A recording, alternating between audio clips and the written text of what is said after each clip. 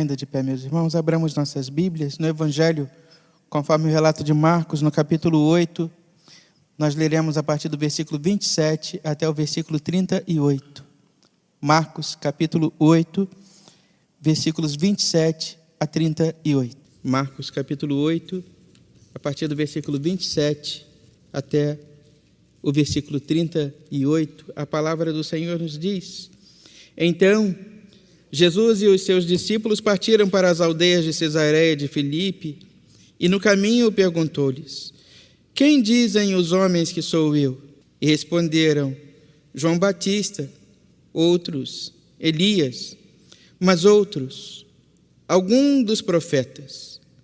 Então lhes perguntou: Mas vós, quem dizeis que eu sou? Respondendo Pedro, lhe disse: Tu és o Cristo. Advertiu-os Jesus de que a ninguém dissessem tal coisa a seu respeito. Então começou ele a ensinar-lhes que era necessário que o Filho do Homem sofresse muitas coisas, fosse rejeitado pelos anciãos, pelos principais sacerdotes e pelos escribas, fosse morto e que depois de 3 dias ressuscitasse. E isto ele expunha claramente. Mas Pedro, chamando-o à parte, começou a reprová-lo. Jesus, porém, voltou-se e, fitando os seus discípulos, repreendeu a Pedro e disse: Arreda, Satanás, porque não cogitas das coisas de Deus, e sim das coisas dos homens.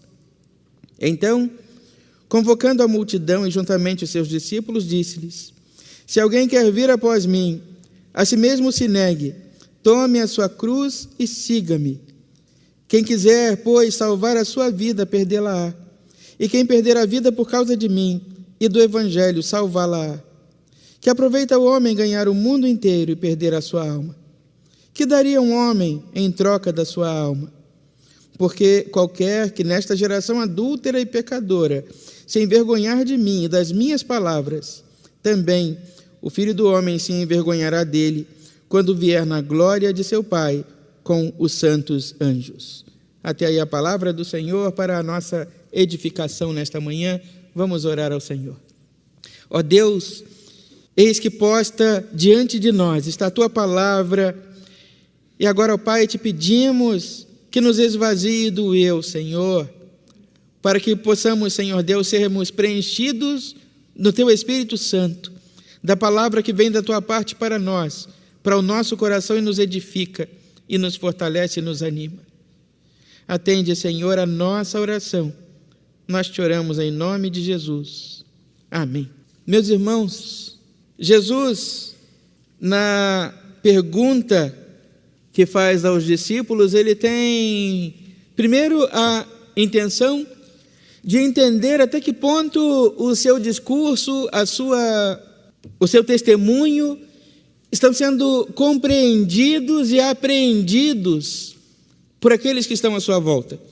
Até que ponto as pessoas estão entendendo as coisas que ele tem dito e que ele tem feito e tem conseguido compreender a partir do seu testemunho.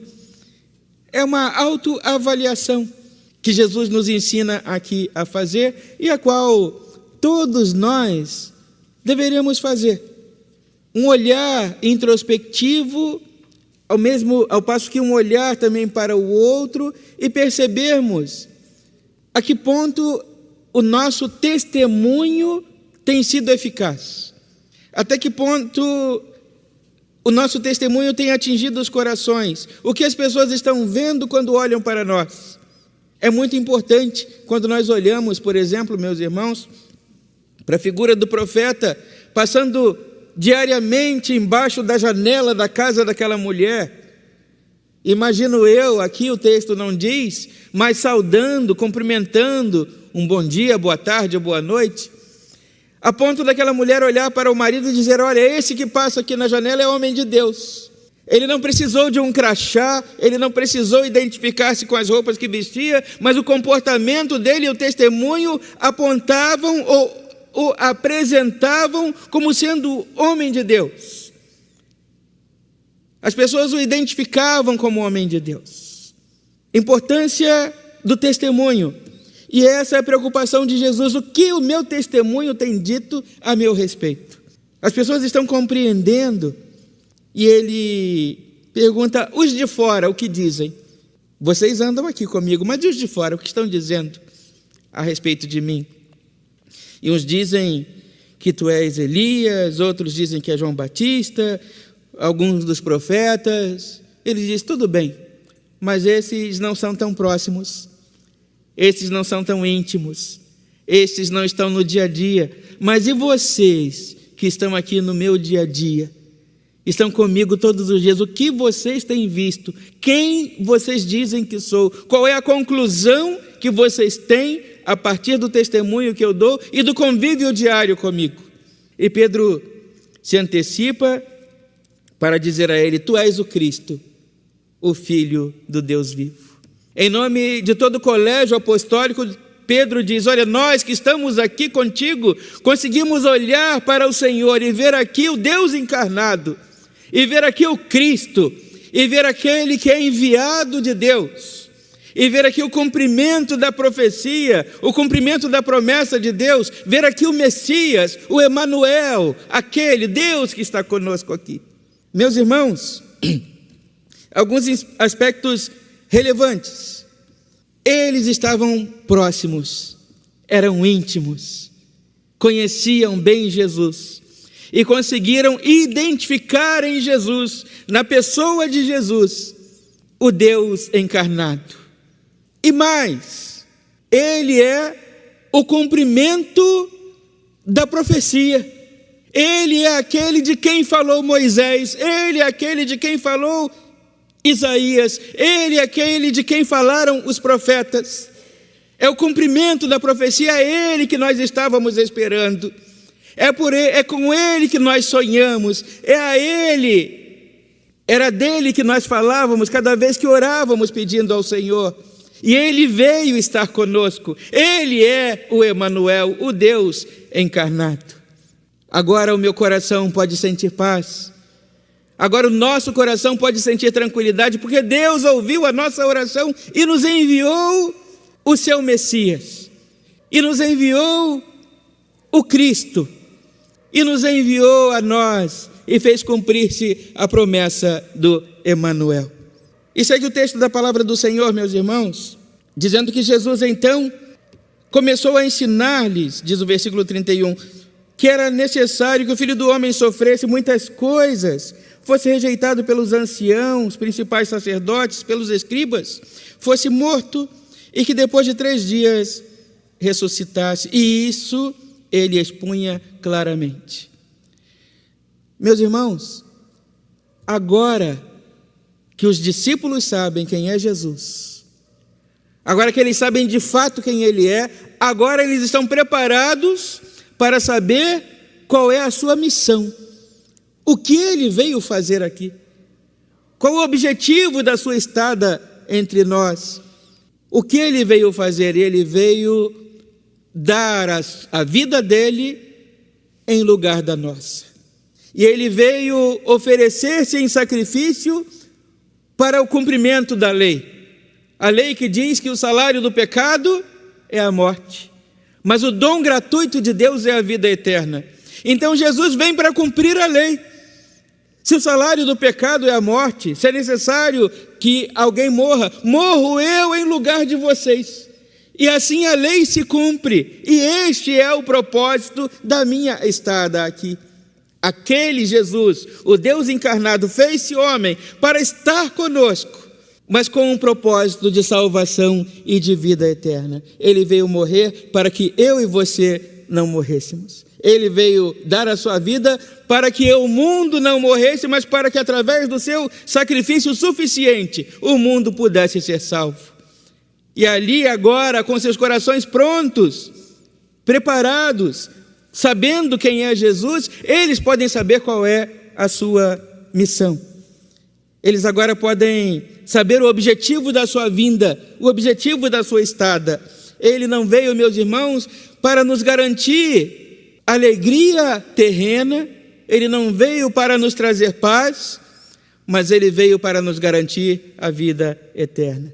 Ele veio para nos oferecer aquilo que o dinheiro não pode comprar, aquilo que os nossos esforços não podem nos conceder. Ele veio para dar a sua vida em lugar da nossa. Esta é a grande missão de Jesus, o Messias de Deus. E ele começa a expor o seu sofrimento e falar a respeito de tudo aquilo que ele haveria de sofrer.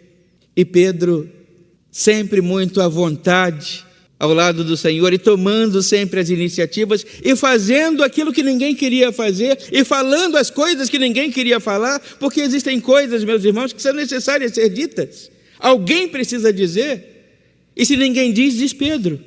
E quando Pedro diz, ele sempre ouve uma palavra de repreensão, porque ele tem a coragem de dizer aquilo que muitos sentem, aquilo que muitos pensam, mas que não tem coragem de dizer. Eu fico imaginando, meus irmãos, Pedro, nesses tempos que nós vivemos, esses tempos de extremo melindre e sensibilidade, em que é comum entre, pelo menos os mais jovens, a ideia do cancelamento, né? Fulano foi cancelado. Pedro teria sido cancelado várias vezes, porque ele sempre dizia aquilo que todos pensam, mas ninguém quer dizer. Pedro era aquele que falava o que as pessoas sentiam, mas não tinham coragem de dizer por medo de serem canceladas. Pedro, nos nossos dias, já teria sido cancelado. E ele, ouvindo Jesus falar do seu sofrimento, da sua morte e tudo aquilo que haveria de experimentar, o texto da palavra do Senhor diz que Pedro chama Jesus ao canto. Eu imagino a cena, põe o braço no ombro de Jesus, vamos ali no cantinho conversar. Eu preciso falar umas coisas para o Senhor que não posso ser interpretado como estando lhe repreendendo publicamente. Então vamos conversar ali no canto. Olha, não repita mais isso. Não diga essas coisas. Não diga isso. Nós não queremos que o Senhor enfrente essa dor. Nós não queremos que o Senhor enfrente esse sofrimento. Nós não queremos que o Senhor enfrente essa luta. E Jesus olha para Pedro e diz: para trás de mim, Satanás. Arreda. Você não cogita das coisas do céu, mas sim das coisas dos homens. Você ainda não entendeu a missão. Você ainda não entendeu que é necessário que isso aconteça.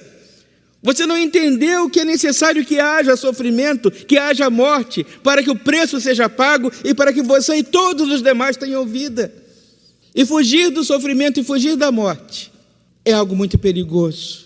E diz o texto da palavra do Senhor que imediatamente Jesus chama toda a multidão e vai dizer a eles: se alguém quer vir após mim, a si mesmo se negue, tome a sua cruz e siga-me.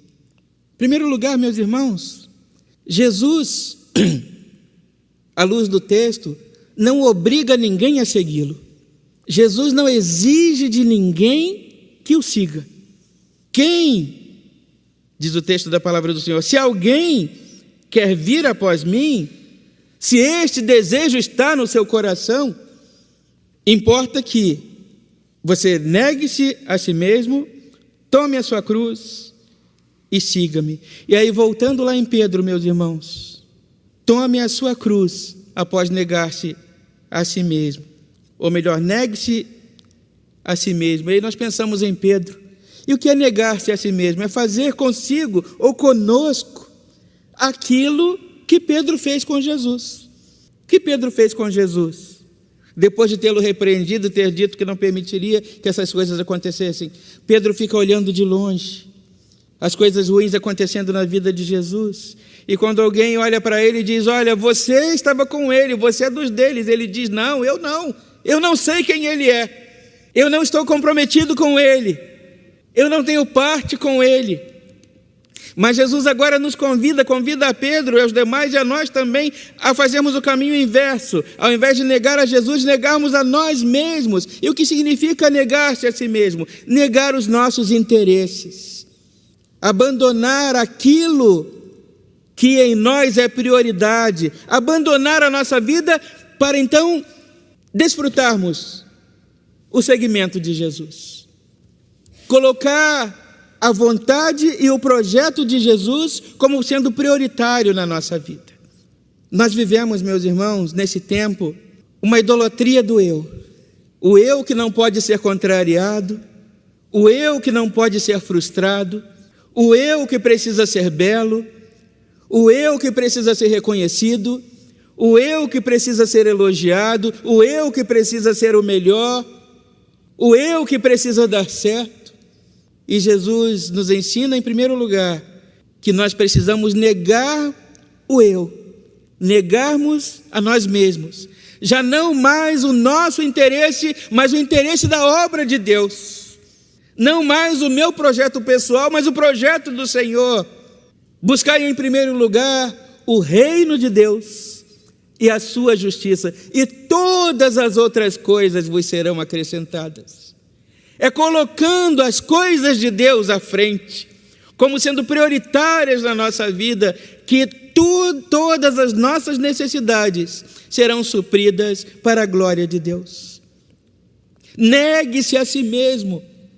Não é a minha vontade, não é o meu melhor, não é aquilo que me é interessante, mas são as coisas de Deus colocadas como prioritárias na minha vida.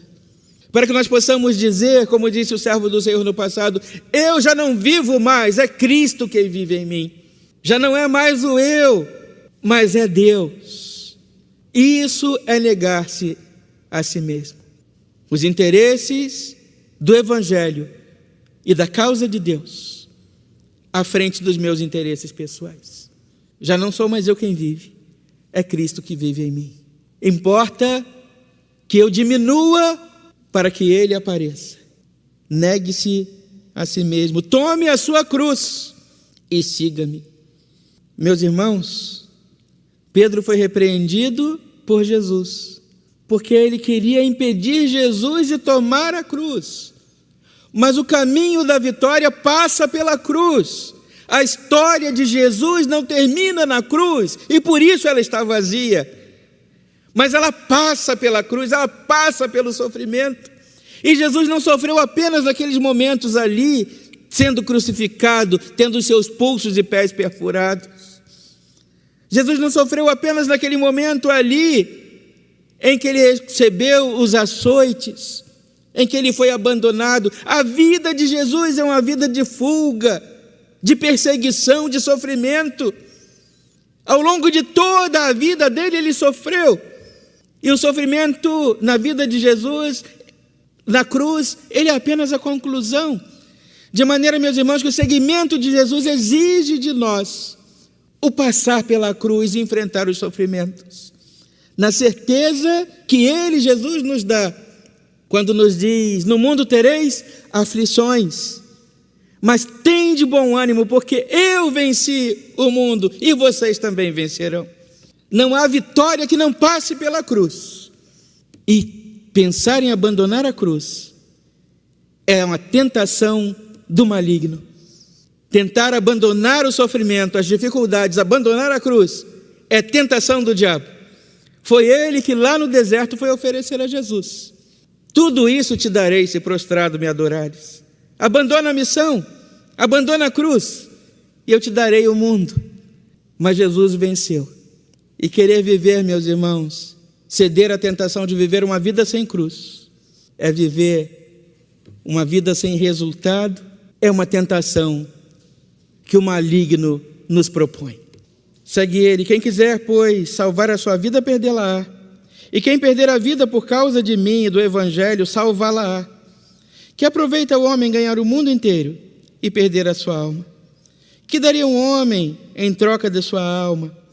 Porque qualquer que nesta geração adúltera e pecadora se envergonhar de mim e das minhas palavras, também o Filho do Homem se envergonhará dele, quando vier na glória de seu Pai, com os santos anjos.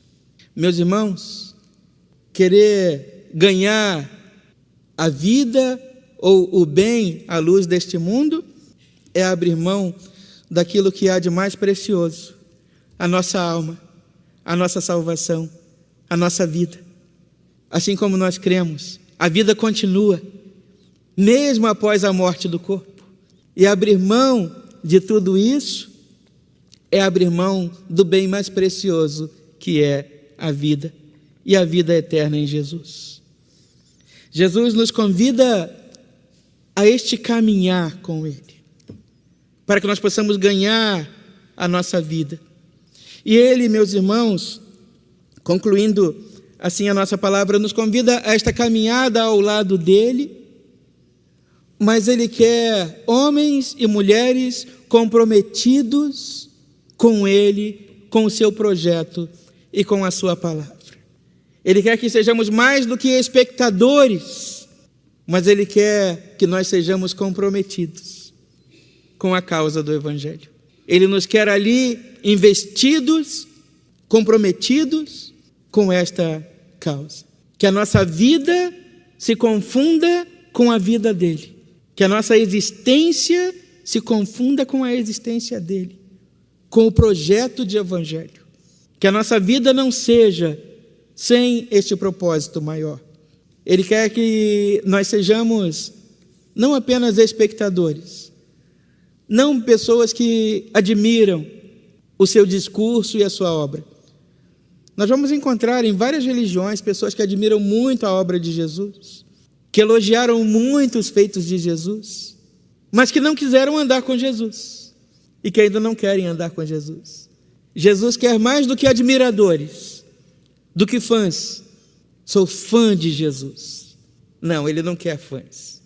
E olha que os fãs, pelos seus ídolos, são capazes das coisas mais absurdas. Por que não dizer? Não faz muito tempo que, num show no Rio de Janeiro, uma fã acabou perdendo a vida, acabou morrendo, ali enquanto aguardava para ver o seu ídolo. Então os fãs, eles fazem, sim, muito pelos seus ídolos.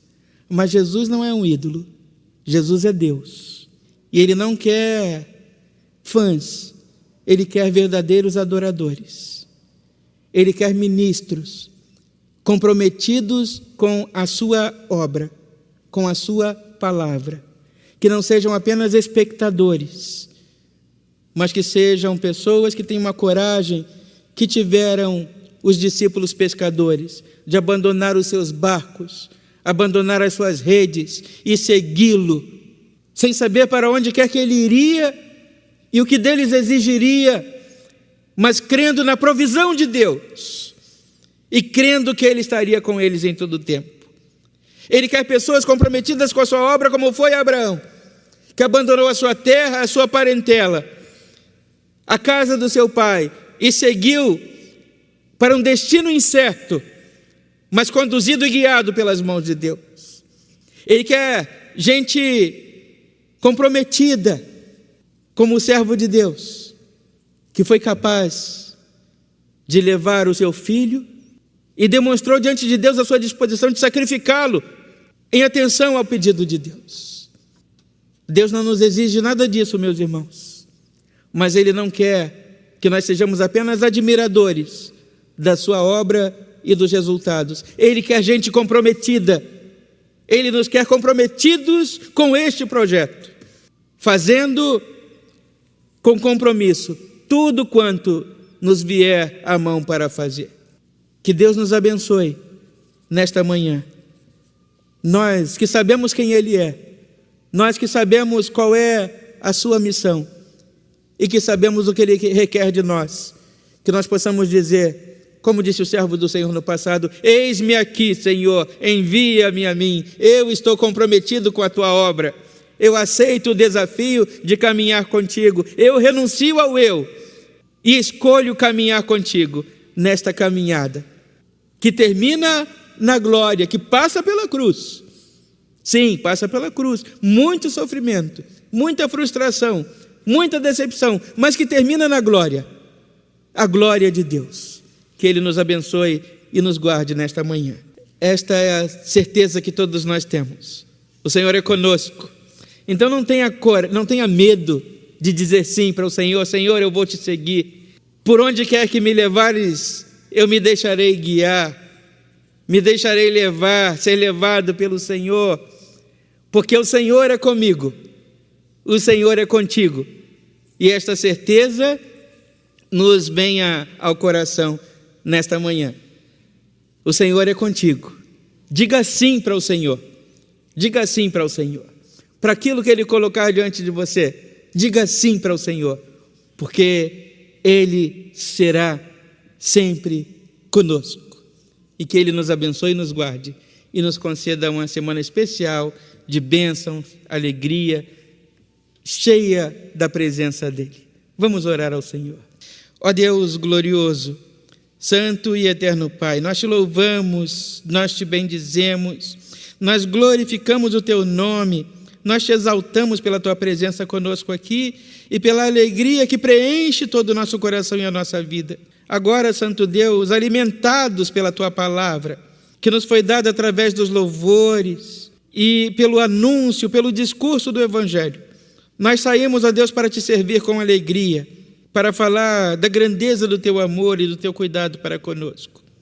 Leva-nos, ó Deus, agora em segurança aos nossos destinos. Guarda-nos em todo o tempo e nos livra de todo o mal. Sê conosco, sê por nós, nos atende, nos abençoe. Nós choramos, confiados no nome de Jesus, que nos ensinou a orar dizendo: Pai nosso que estás nos céus, santificado seja o Teu nome. Venha o Teu reino e seja feita a Tua vontade, assim na terra como nos céus. O pão nosso de cada dia nos dai hoje, e perdoa as nossas dívidas, assim como nós perdoamos os nossos devedores. E não nos deixes cair em tentação, mas livra-nos do mal, pois Teu é o reino, o poder e a glória para sempre. Amém. E que a graça do nosso Senhor e Salvador Jesus Cristo, que o amor de Deus, o nosso Pai, a comunhão, a consolação e o poder do Santo Espírito de Deus repousem sobre a Igreja do Senhor nesta manhã e sobre todos nós permaneçam agora e para sempre. Amém.